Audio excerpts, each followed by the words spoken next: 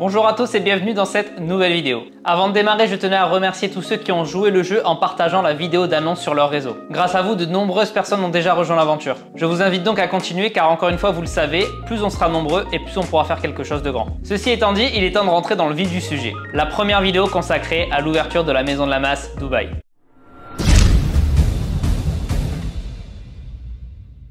La première étape va donc être de déterminer le concept général autour de cette salle de sport et pour ça, j'ai déterminé 4 business models que je vais vous présenter et analyser. Nous avons donc la salle de sport grand public, la salle de sport privée, le studio de coaching, le home gym.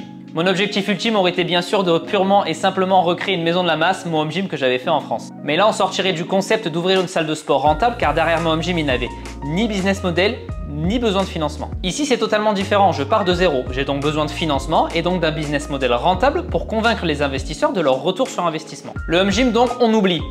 Du moins pour l'instant. Autre option, la salle grand public. Et là, problème, on est à Dubaï, the place to be actuellement pour la culture physique et les salles de sport en général. Il suffit de taper Gym Dubaï sur Google pour constater le nombre de résultats. Vous embêtez pas, j'ai compté pour vous, il y en a plus de 250. Et il y en a pour tous les goûts, musculation, cours collectif, cross-training, sport de combat, roller, saute-mouton, bref, tout y est. Les salles sont simplement gigantesques, blindées de matos, souvent de qualité quand on prend l'exemple du Binous, du Train ou bien du Wellfit par exemple. Certaines disposent également de services annexes comme de restaurants, barbers, kinésithérapie, vente de compléments alimentaires et même vente de sneakers pour certaines. Cela nécessiterait donc un investissement colossal pour réaliser une salle de ce calibre et espérer rivaliser. J'aimerais bien et je pense que c'est largement possible quand on regarde les projections d'agrandissement de la population sur Dubaï dans les années à venir, mais restons raisonnables pour ce projet. La solution pour limiter la somme totale serait de partir sur l'option studio de coaching, qui demande un investissement bien limité car on est sur des surfaces relativement contenues, entre 150 et 250 m². Alors un studio de coaching c'est bien, mais on voit bien que pour optimiser l'espace, il faut se contenter d'activités sans trop de matériel ou activités uniques style cross-training, biking ou encore yoga, exactement ce qu'on peut déjà trouver sur Dubaï. Et si c'est pour faire un studio orienté musculation mais n'avoir que quelques machines disponibles à l'intérieur, autant aller coacher directement chez les gens car je le rappelle ici on est à Dubaï et des salles de sport on en a dans toutes les résidences ou presque. Nous arrivons donc à la dernière option, celle sur laquelle je pense partir, la salle de sport privée. Et par privé j'entends accessible à un nombre limité de personnes. On a l'avantage du studio de coaching sur le côté investissement limité comparé à une salle de sport sans avoir l'inconvénient de l'espace restreint car on se situe ici sur des surfaces allant de 350 à 500 m², ce qui laisse pas mal de place pour mettre beaucoup de matériel et des services annexes. Bon, tout ça c'est bien beau, mais là on a surtout traité le sujet autour de l'investissement de départ, que ce soit sur les locaux ou sur le matériel. Maintenant, concernant les activités, qu'est-ce qu'on y fait dans cette salle privée? Mais avant de continuer, si tu n'es pas encore abonné à cette chaîne YouTube, je t'invite à le faire tout de suite. Mets pause sur la vidéo, va t'abonner, ça te prend 3 secondes, ça te coûte rien et moi ça m'aide énormément. Concernant les activités, j'ai déjà quelques pistes et je vous laisserai me donner vos avis en commentaire. Bon, vous me connaissez, moi c'est la musculation. Que ce soit en bodybuilding de compétition ou non, pour moi c'est le sport santé par excellence. Donc bien évidemment, la majorité de la salle de sport sera orientée musculation, bodybuilding, mais également powerlifting et haltérophilie. L'avantage de ces deux dernières activités étant le peu de matériel requis pour la pratique, malgré le coup de fusil et les côtes mais quand tu prends les full sets chez eux. Selon la taille du local, pourquoi ne pas rajouter également un espace cross-training qui serait un réel plus pour le côté prépa physique. Je sais aussi que les coins box ou MMA, on le vend en poupe ces derniers temps. Mais ça aussi, ça dépendra de la taille du local, car si c'est pour mettre 3 m² de tatami, franchement, je laisse ça aux autres. Maintenant qu'on a parlé des activités, parlons des services. Pour moi, salle privée rime avec service de qualité. Donc au-delà de limiter la salle à un nombre de clients bien défini, afin que les gens ne se marchent pas dessus et puissent faire leur entraînement tranquille, il faudra également que la salle propose un accompagnement d'ultra haute qualité. Et je parle pas des coachs en carton que je vois dans chaque salle ici à Dubaï, mais de vrais professionnels qualifiés. Un espace massage ainsi qu'un kinésithérapeute ou un ostéo me semble indispensable dans ce type de structure. L'idéal étant de trouver un praticien souhaitant venir installer son cabinet et sa patientèle directement dans la salle de sport. D'ailleurs, si ça intéresse l'un ou l'une d'entre vous qui désire changer de vie, envoyez-moi un message. Un espace restauration est également obligatoire. L'avantage ici, c'est que de nombreux prestataires externes sont déjà présents sur Dubaï.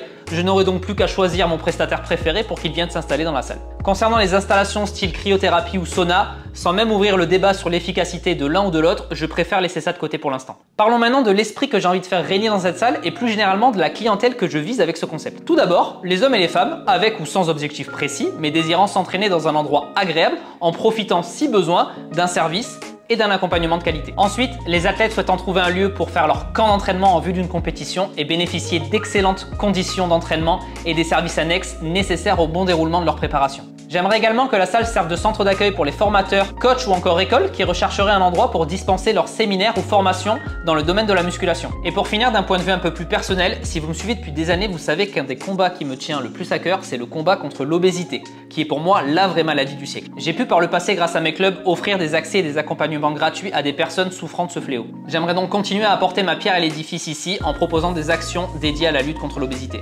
Maintenant que j'ai le concept, va falloir convaincre les investisseurs. Pourquoi je crois en ce business model? Premier point positif non négligeable, c'est que ce business model, même à Dubaï, c'est pas très répandu. Donc ça, pour aller chercher des investisseurs, ça peut nous aider. Car ici, on le sait, les gens ont de l'argent et sont prêts à payer cher pour la tranquillité, l'exclusivité et la qualité. Ici, le prix moyen d'un abonnement en salle se situe entre 80 et 100 euros par mois à payer en une fois quand vous prenez l'année complète. On peut donc très bien imaginer pour ce type de structure privée un abonnement à 200 euros par mois en limitant l'accès à une centaine de personnes par exemple. 100 x 200, 20 000 euros par mois. Deuxièmement, le montant de l'investissement total. Ce qui coûte cher quand on monte une salle, c'est le local, les travaux et le matériel. Plus on réduit l'espace, moins d'argent doit sortir pour le loyer et les travaux. Ensuite, l'équipement. Qui dit client limité dit nombre de machines limitées. Et par machine limitée, je parle surtout du cardio. C'est ce qui coûte le plus cher à l'achat. Un exemple, pour un tapis de course, environ à 10 000 euros et une machine à escalier, 15 000 euros. Moi, avec 15 000 euros, je te fous 5 machines de muscu de qualité. On a donc un concept très peu répandu sur Dubaï, avec une clientèle s'y prêtant à merveille, pour un investissement total contenu. De quoi séduire les investisseurs. Bien sûr qu'un business plan beaucoup plus précis